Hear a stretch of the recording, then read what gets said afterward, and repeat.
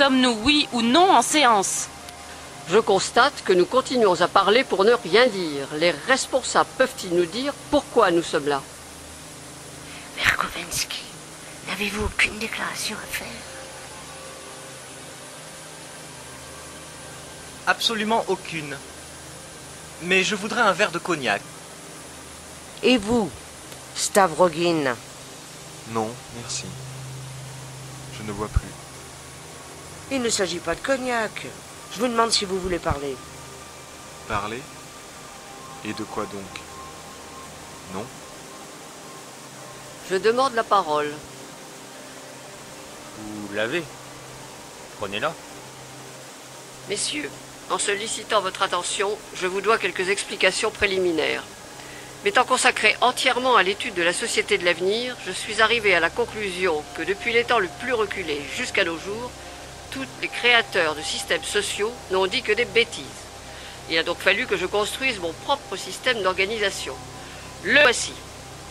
Mon système, à vrai dire, n'est pas complètement achevé. Tel quel, il nécessitera cependant une discussion. Car je devrais vous expliquer aussi la contradiction à laquelle j'aboutis. Partant de la liberté illimitée, j'aboutis en effet au despotisme illimité. Ce sera difficile à faire avaler au peuple. Oui, et pourtant j'insiste là-dessus. Il n'y a pas, il ne peut y avoir d'autre solution au problème social que la mienne. Elle est peut-être désespérante, mais il n'y en a pas d'autre. Shigalev est trop modeste. J'ai lu son livre. On peut discuter certaines de ses conclusions, mais il est parti de la nature humaine telle que nous la connaissons désormais par la science. Et il a résolu le problème social. Vraiment. Vraiment?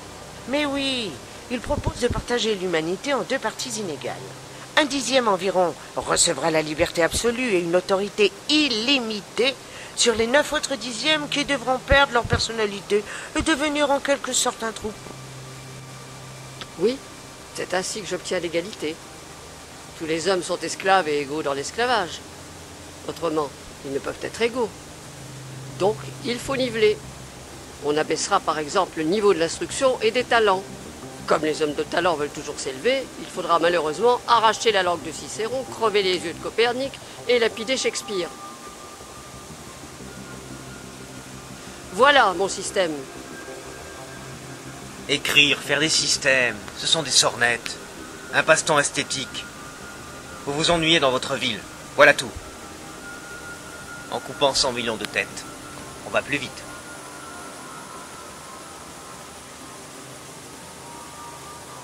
On risque aussi de faire couper sa propre tête. C'est un inconvénient, et c'est un risque qu'on court toujours quand on veut élever une nouvelle religion.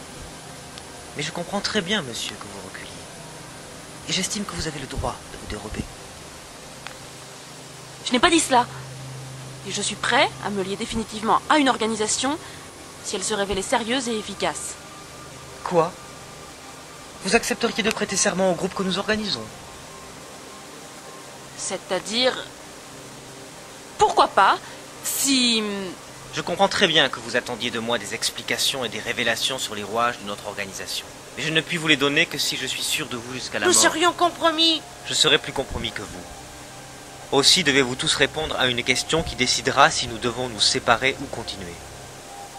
Si l'un de vous apprend qu'il se prépare un meurtre pour les besoins de la cause, ira-t-il le dénoncer à la police?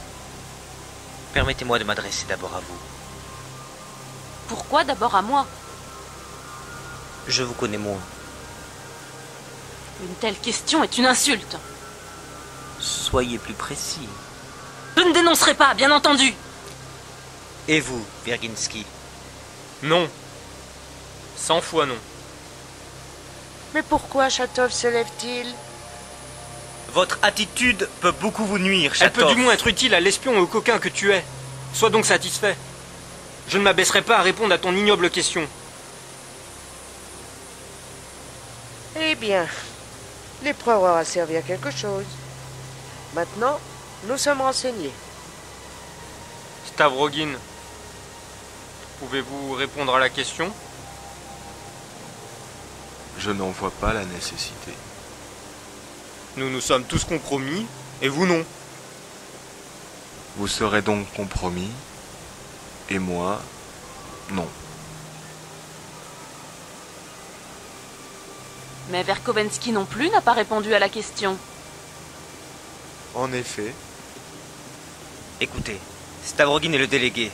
Vous devez tous lui obéir, et à moi, qui le seconde jusqu'à la mort. Jusqu'à la mort, vous entendez? Souvenez-vous que Chatov vient de se dénoncer comme traître, et que les traîtres doivent être châtiés.